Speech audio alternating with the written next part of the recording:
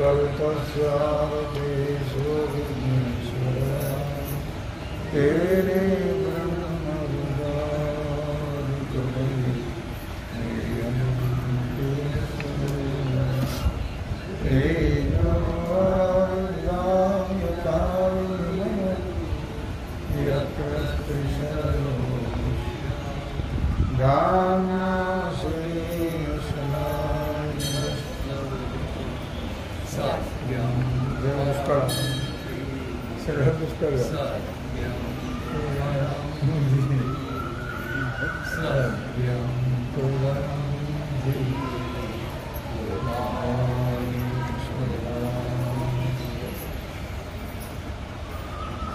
वामांगित हस्य विलास जो हा जगद्रूप आभास तो तांडवनिशी कळासु गाविशी तू. भगवान सिद्धेश्वराच्या श्रीमत रूपेने श्री रुक्मिणी पांडुरंगाच्या चरणाजवळ बसून श्री सद्गुरू ज्ञानेश्वर महाराज, श्री जगद्गुरू तुकाराम महाराज, श्री संत एकनाथ महाराज यांच्या चरण सान्निध्यामध्ये आपण सर्वजण मिळून महान ग्रंथराज ज्ञानेश्वरीच्या 17व्या अध्यायाच्या 8व्या ओळीचा आपण विचार करतो आहोत. विषय आहे सद्गुरु स्तवन. वामांगिता हास्यविलास दास्यविलास जो हा जगद्रूप आभास तो तांडवनिशी कळासु गाविशी तू. हा जो दिसणारा प्रत्यक्ष जगताचा मिथ्याभास तो वामांगी म्हणजे डाव्या बाजूच्या ठिकाणी असलेली जी माया, त्या मायारूपी अर्धांगीच्या नाजूक नृत्याचा नामरूपात्मक आविष्कार म्हणजे हे भासमान जगत. मायेचा नामरूपात्मक आविष्कार म्हणजे हे भासमान जगत आहे. आणि हा जो जगदाभास आहे तो तांडव नृत्याच्या निमित्ताने आविष्कृत झालेलं जे तुमचं अस्ति भाती प्रियात्मक कौशल्य आहे, असं तुम्ही जे दाखवता आहात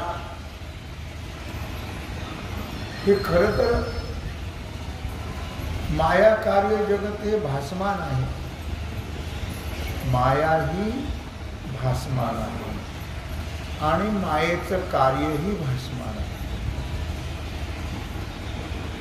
नामरूप हे मायेचे धर्म आहे. अस्तिभाती प्रिय हे भगवंताचे, सच्चित आनंद हे भगवंताचे आहे. तात्पर्य असं आहे की एकाच या मिथ्या जगताभासात मायेचा जो नामरूपात्मक नृत्य विलास आहे, नामरूपात्मक, नामही खोटं आहे आणि रूपही खोटं आहे. आणि आत्मस्वरूपाच्या ठिकाणी श्री गुरुचं अस्तिभाती प्रियात्मक तांडव नृत्याचं एक कौशल्य आहे, एक कला आहे असं म्हटलं तरी काही हरकत नाही. हे असो विस्मुदाकर तू होशी जयाचा सोयर, सोयरिकेच्या व्यवहारामुखीच. जाऊ दे आता हे वर्णन म्हटले. हे असो विस्मय दातारा, खरोखरच एक आश्चर्याची गोष्ट आहे. श्री गुरु महाराज विचार जर केला तर ज्या भक्तांचा देव या रूपाने आणि शिष्यांचा गुरु या रूपाने आपण नातेवाईक होता. सोय राखे तो सोयरा. जगामध्ये जीवाचे सोयरे किती येतो? पुष्कळ आहे सोयरे. बायकोकडून आहेत, नवऱ्याकडून आहेत, ते सोयरे आहेत. सोयरे दोनच, एक परमात्मा आणि एक सद्गुरू. दुसरे सोयरे हे सगळे लबाड. लबाड मी म्हणत नाही, तू खूप बरं. सोयरे धायरे संपत्तीचे लोक, निर्वाणीचा एक पांडुरंग. ते माझे सोयरी सज्जन सांगाती, नाम आठविती विठोबाचे.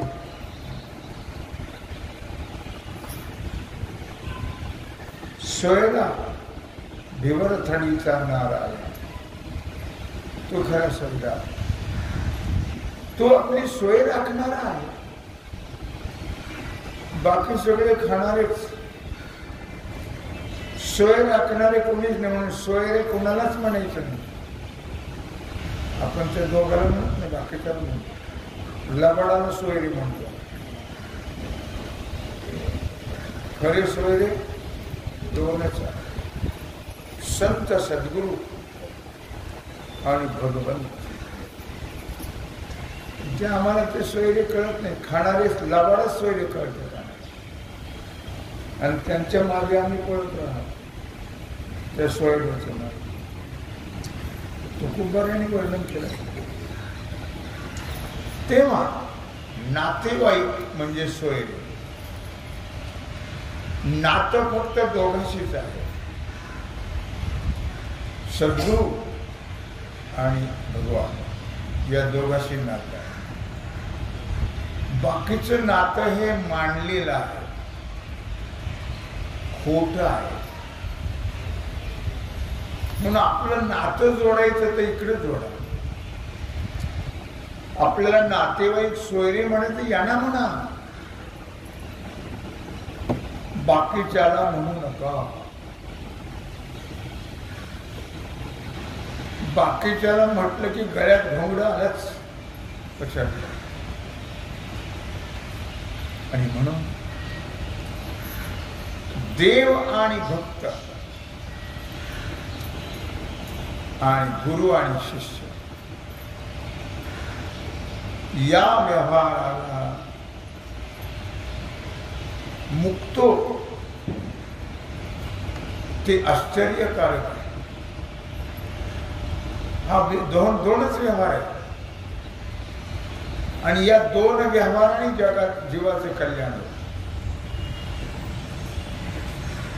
बाकीच्यानी कल्याण होत नाही, कालवण होत. कालवण. बंधन तोडणारा कोण आहे? बंधनाचा तोडू असा देव आशा टाकणे. बंधन कोण तोडतो? बंधन आपलं आपणच तोडावं. पण यांच्या द्वारा आपुली आपण आपुली आपण करा सोडवण. संसार बंधन तोडावे गे. आपुली आपण करा सोडवण. यांच्याशी नातं कोणी जोडायचं? आपण. मग संसाराचं बंधन तुटले, मग जन्म मरण संपेल, मग दुःख संपेल. यांच्याशी नातं जोडलं तर, बाकी त्याशी नातं जोडलं तर अधोगती प्राप्त होते. जन्म मरणाचं दुःख भोगत राहावं लागेल. बाकी त्याशी नातं जोड कोणी असो, कोणाशीही नातं जोडायचं पण नाहीच ना. तुमचं कोणी आहे का? कोणीच नाही. त्याच्यामुळे नातं आपलं जे आहे त्यांच्याशी नातं. सद्गुरु संत तुम्ही संत माय बाप कृपावंत, तुम्ही संत माय बाप कृपावंत, कायमी पतित कीर्तिवाणू.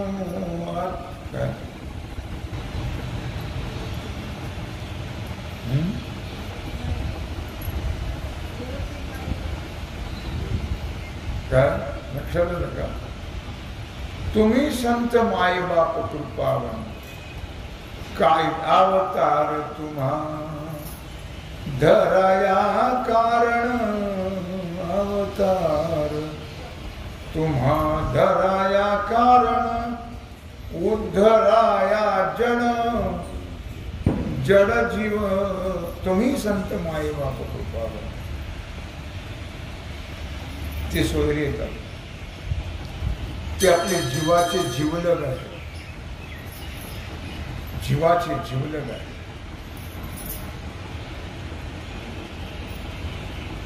कनवाळू कृपाळू भक्ताला मोही,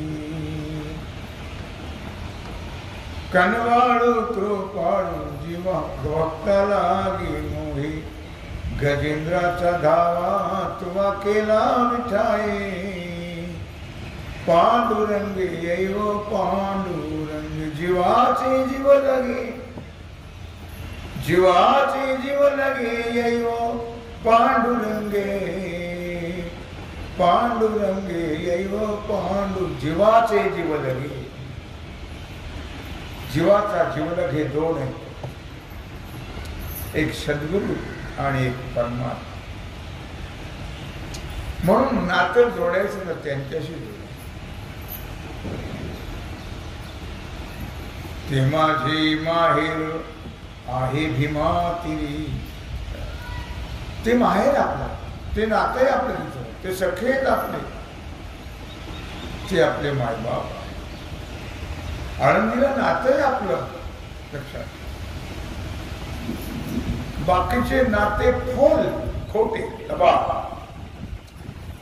बाकीच्या नात्याला महत्व नाही, ते बुडवणारेच. पण आपल्याला तेही कळत नाही, हेही कळत नाही. फेडित बंधनाचा ठाव, तू जगतबंधू ऐसा भाव. धरू ओळगे उवाऊ तुझ्याची अंगी. फेडीचा बंधनाचा ठाव. जीवाचं बंधन जे आहे ते मूळ स्थान आहे बंधनाचं अज्ञान. अज्ञान हे मूळ स्थान आहे बंधनाचं. अज्ञानामुळे बंधन, कळत नाही म्हणून बंधन. नाते आपल्याला कळत नाही म्हणून बंधन. सोयरे आपल्याला कळत नाही म्हणून बंधन. तेव्हा जीवाच्या बंधनाचं मूळ अज्ञान. ते अज्ञान नष्ट करत असताना परमात्मा तुम्ही जगतबंधू, सद्गुरु महाराज तुम्ही जगतबंधू होता. अज्ञान नष्ट करत असताना तुम्ही जगतबंधू होता. जगतबंधू याचा अर्थ आहे जगन्मित्र. तो जगाचा मित्र याचा अर्थ आहे. तो सगळं जगाचा तोच आहे.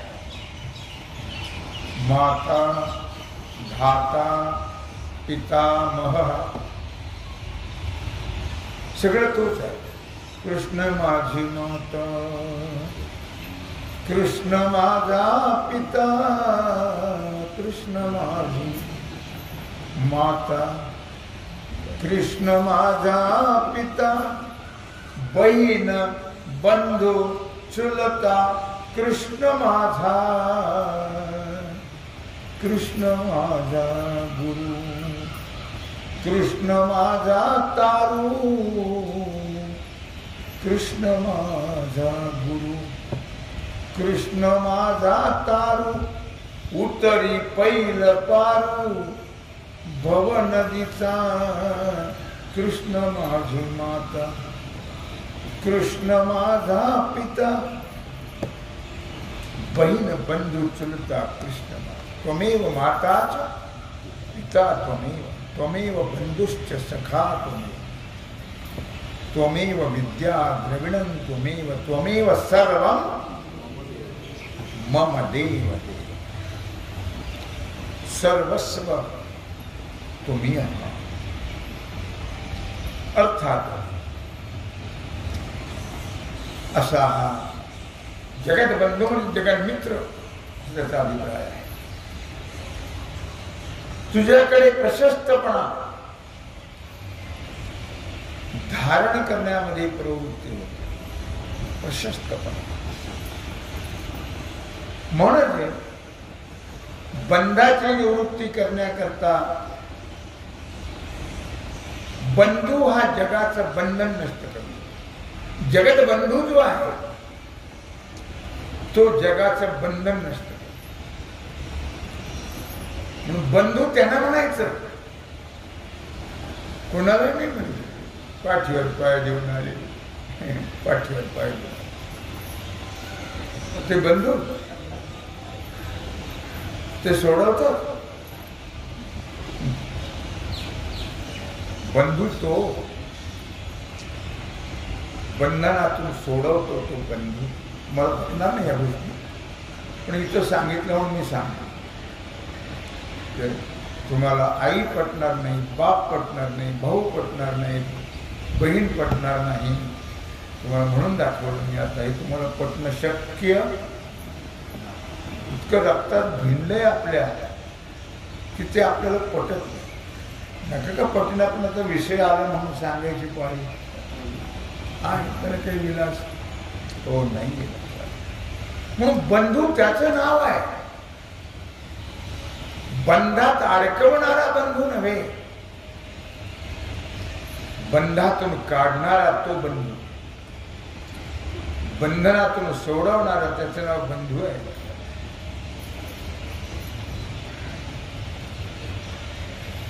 पांडवाच्या बंधूने सोडवलं काय? नाही सोडवलं. माझं ते माझं, तुझंही माझं. फार फार 5000 वर्षापूर्वी कौरव पांडव होते, आता नाहीत काय? काय आता आहे, आता जास्त आहे. तेव्हा 100च होते, आता आता भूत आला. कुणाला? कौरवाला. म्हणून बंध मुक्त करणारा एकमेव बंधू, म्हणून त्याला जगत बंधू असं म्हणतात. जगत बंधू नावाची सार्थकता त्याच्यामध्ये आहे. नावाची सार्थकता आहे त्याच्यात. नुसतंच नाही म्हणायचं काही, त्याला अर्थ आहे आणि तो सार्थ आहे. बंधू हा अर्थ सार्थ आहे. तव दुजियाचे नावे तया, देहरी नोरेचे पै देवराया, जेणे तो आपण पया केलाशी तुझे. तव दुजियाची नावे तया देहरी नुरेची पै देवराया. माझा मुलगा आताच म्हटलं मला, कशाला काय तुमच्या भावना नाही काय लोकांच्या. लोकांना तुम्ही किती गळ्या तोडून सांगितले तरी लोकांना ते पटतही नाही आणि लोकांच्या भावनाही राहिल्या ते बंद करणं कशा होतं. घरी चिंतन करत बसा ना. अरे मला करमत नाही भाऊ, जाऊन घे नका जाय ना कुठे काय करते आपलं. पण मला करमत नाही म्हणून मी जमतंय तोपर्यंत जाऊया, नंतर सोडायचंच आहे. अवघड विषय काय, अवघड विषय. ज्या ठिकाणी जागा पुरवली बसायला ते मोठमोठे लोक होते, रिटायरमेंट, महिला पुरुष सगळे बिचारे गेले, कोणी राहिले नाही. आम्हीच राहिलो, करडील नाही किडा. बाकी सगळे संख्ये सोपते सगळे गेले बिचारे. आता उगाच रडत राव भयाव. बळजबरीचा रामराम आहे. कारण जिथं पिकतं तिथं विकत नसतं. पुढचं मी बोलत नाही, आपल्याला काय करायचं. तव दुजयाची नावे दत्तया देही नुरेची पै देवराया. जेणे तू आपण पया केलाशी दुजे. माझ्या माय कोणते नवं आणून बसतील, मग गर्दी वाढेल. नवीन कुणी तिला बसतील आम्ही एखादा महाराज, मग गर्दी वाढेल. नवीनाला गर्दी वाढते ना, जुन्याला नाही वाढत. जुन्याला भावना नसते. येईल कोणतरी विचार, तशी काळजी करू नका. तव दुजियाचे नावे तया देहरी नुरेची पै देवराया. जेणे तू आपण पया केलाशी तुझे. किती तळमळून सांगा, किती फोडून सांगा, किती खाली जाऊन सांगा, लोकांवर परिणामच होत नाही. कळत नाही लोकांना. त्यात साधनं आता नवीन उपलब्ध झाली. पहिलं साधन टीव्ही होतं, आता मोबाईल. त्याच्यामुळे त्या दोन साधनामुळे लोकांना काही सुधरत. त्यात सगळंच आहे, सगळं आहे. म्हणजे त्याची फोड करून सांगत नाही मी तुम्हाला, पण त्यात सगळं आहे. तव दुजियाचे नावे तया. अर्थात शिष्याच्या योगाने किंवा शिष्याच्या सापेक्ष तुम्ही स्वतः गुरु आहात. गुरु आणि शिष्य हे तुम्ही द्वैत रूप केलेलं आहे. तसं द्वैत नाहीये. माझ्या विठोबाचा कैसा प्रेम भाव, माझ्या विठोबाचा कैसा प्रेम भाव, आपणची देव होय गुरु. जसं देव आणि गुरु दोन्ही एकच आहे, कल्पित भेद आहे, तसं गुरु आणि शिष्य एकच. खरा शिष्य पाहिजे, उगीच घोडी घोडी शाल जोडी नको. खरा शिष्य असेल त्यात भेद नसतो, इथं मौली म्हणतात. कल्पित भेद आहे, भेद नाही. तेव्हा त्या शिष्याची जी प्रतीती आहे किंवा शिष्याला प्रतीतीला येणारं हे द्वैत, द्वैत नावाने हे देहादी रूप जे काही आहे, देहादी संसार, हे द्वैत तुम्ही उरू देत नाही. हे कल्पित द्वैत जे आहे ते तुम्ही घालवता. हे कल्पित द्वैत हा भेद जो आहे ते सद्गुरू घालवतात, बाकीचे वाढवतात. बाकीचे सगळे भेद वाढवणारेच आणि सद्गुरू फक्त भेद घालवणारे, द्वैत घालवणारे आहेत. लक्षात, द्वैत घातल्यानंतरच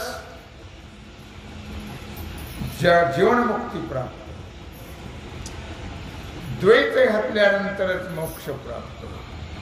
जोपर्यंत द्वैत आहे, तुझे जव जव घडे तव तव संसार भय जोडे. द्वैत वाढत गेलं की दुःख वाढत जात, जन्म मरण वाढत जात. द्वैत संपलं की जन्म मरण संपलं, दुःख संपलं, भेद संपला. म्हणून त्या भेदाचा बाध करणारे तुम्ही आहात. विदेह मुक्ती कालात अत्यंत अभाव या जगताचा तुम्ही करता. अत्यंत अभावरूप जगत आहे हे सांगणारे फक्त सद्गुरू आहे. अत्यंत अभावरूप नाहीच आहे, अजातवाद सांगणारे फक्त सद्गुरू आहे. लक्षात, न झाला प्रपंच आहे पर ब्रह्म, अहम सोहम ब्रह्म आकळले. हे दाखवणारे, हे सांगणारे फक्त सद्गुरू आहे. तू ते करुणी पुढे जे उपाय घेती दवडे, तया ठासी बहुते पाडे, बहुवे पाडे मागाचे तू. मग तुम्हाला पुढे करून म्हणजे केवळ समोर दिसणारे हे ते पाषाण प्रतिमा आहेत. सगळ्या या समोर दिसणाऱ्या सगळ्या पाषाणाच्या मूर्ती आहेत, पाषाण प्रतिमा आहेत. असं तुमचं रूप एकदेशी नाही आहे, पण एकदेशी मानल्या जात. सद्गुरू हे कोण आहेत? सद्गुरू कोण आहेत ते माहित नाही आपल्याला. सद्गुरू हे कोण आहे? श्लोक तुमच्या पाठ नाही, म्हणून मलाही सांगण्याचा कंटाळा आला. तुमच्या काहीच लक्षात राहत नाही आणि तुम्ही काहीच लक्षात ठेवत नाही. मग सद्गुरू हे कोण आहेत?